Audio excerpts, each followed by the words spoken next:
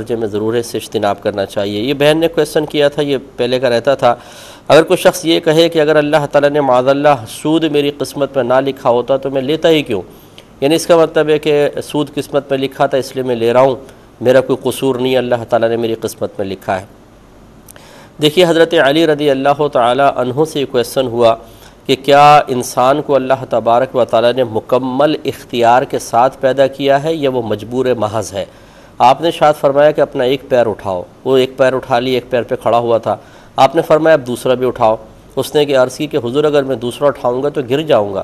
فرمایا بس یہی تمہارے سوال کا جواب ہے کہ اللہ تبارک و تعالیٰ نے ہمیں بالکل مجبور اور بے بس نہیں بنایا، لیکن کلی طور پہ اختیار بھی نہیں دیا ہے۔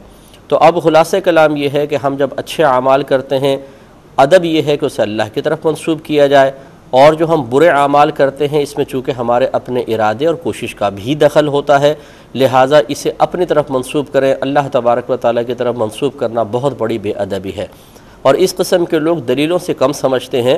اب میں ایک اور دلیل سے سمجھا دیتا ہوں، اس کے منہ پہ تھپڑ ماریں زور سے، اور تھپڑ مار کے کہیں کہ اگر اللہ نے قسمت میں تیری نہ لکھا ہوتا تو یہ تھپڑ پڑتا ہی کیوں؟ پھر اس کی موٹر سائیکل چرا کے لے جائیں، اس کے مال چھین لیں اور بولے کہ تیری قسمت میں نہ لکھا ہوتا تو ہوتا ہی کیوں؟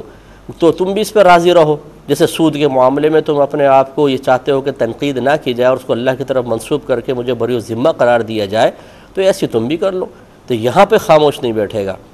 تو خلاصہ کلام یہ ہے کہ یہ ایک شیطانی وسوسہ ہے اور شیطانی چکر ہے، اس سے باہر نکلیں۔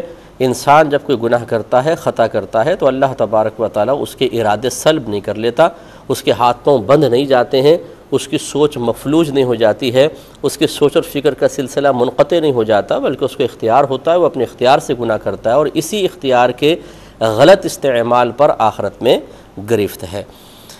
ایک